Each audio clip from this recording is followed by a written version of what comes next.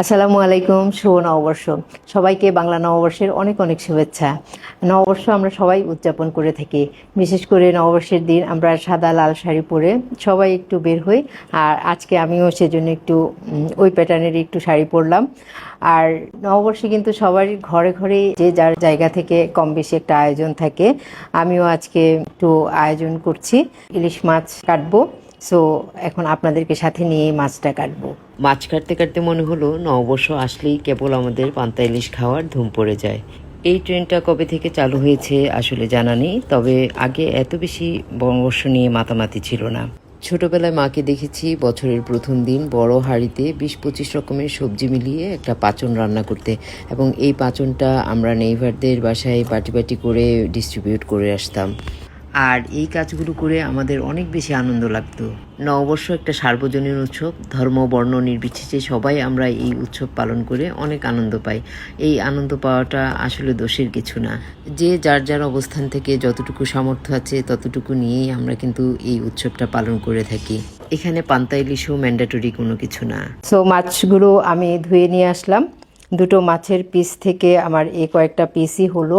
এর মধ্যে আমি কয়েকটা ফ্রাই করব, যেহেতু বাচ্চারা ট্রেডিশনাল রান্নাগুলো খেতে কম পছন্দ করে, সেজন্য আমি ফ্রাই করব প্রথমে, আর বাকি পিসগুলো আমি অন্যভাবে রান্না করব। মাছ ভাজার জন্য বাটিতে হলুদ মরিচের গুঁড়ো, লবণ ও তেলের সাথে মাছটা মাখিয়ে ভেজে নিব। ইলিশ এমন একটা মাছ যেটা দিয়ে আসলে অনেক রকমের করে রান্না করা যায়, আর এটার ট্রেডিশনাল ডিশগুলো অনেক বেশি মজার হয়। বাট ম্যাক্সিমাম মানুষই কিন্তু ইলিশ ভাজা খেতে অনেক বেশি পছন্দ করে। সর্ষে ইলিশ, ভাপা ইলিশ, কলা পাতায় ও লাউ পাতায় ইলিশ পাতুরি, এসব ট্রেডিশনাল রান্নাগুলো আমরা যেমন অনেক মজা পাই, এখনকার বাচ্চারা কিন্তু তেমন একটা পছন্দ করে না। যাই হোক, আমি সর্ষের তেলের মধ্যে ইলিশ মাছগুলো খুব সুন্দরভাবে সময় নিয়ে ভেজে নিচ্ছি। এই যে এখানে দেখছেন শাড়ি পরে আমি সব রান্নাবান্না করছি, এটা আমার জন্য মোটেও সহজ ছিল না। আসলে রান্নাঘরে শাড়ি পরে কাজ করাটা অনেক বেশি টাফ। এর মধ্যে আমার মাছটা ভাজা হয়ে গেল, আমি বাটিতে তুলে নিলাম। আর মাছের কোয়ালিটি আসলেই অনেক বেশি ভালো ছিল। আজকের মেনুতে কয়েক প্রকারের ভর্তা আছে। সো এখন আমি ভর্তাগুলো রেডি করব। প্রথমেই তাহলে বানাচ্ছি আলু ভর্তা।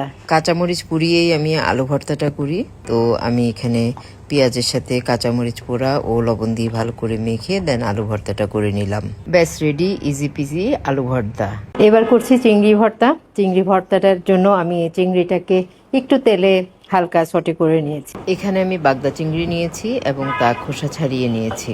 সটে করার পর চিংড়িগুলোকে আমি একটা ফর্ক দিয়ে একটু ভেঙে নিয়েছি। ধনিয়া পাতা, পেঁয়াজ, কাঁচামরিচ দিয়ে মেখে নিলেই মজাদার চিংড়ি ভর্তা রেডি। এবার করছি ডাল ভর্তা।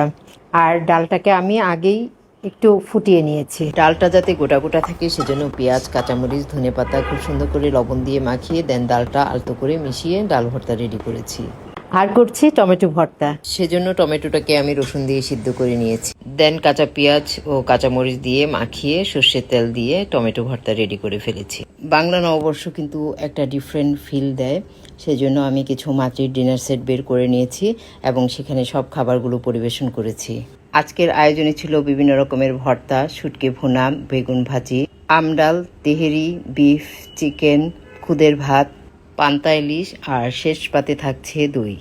সো এই তো, নতুন বছর সবার জীবনে সুখ, শান্তি ও সমৃদ্ধি বয়ে আনুক, এই দোয়া করি। আমার জন্য দোয়া করবেন। আশা করি সবার এই দিনটি অনেক ভালোভাবে কেটেছে এবং আগামী দিনও ভালোভাবে কাটুক, এই প্রত্যাশা করি। আল্লাহ হাফিজ।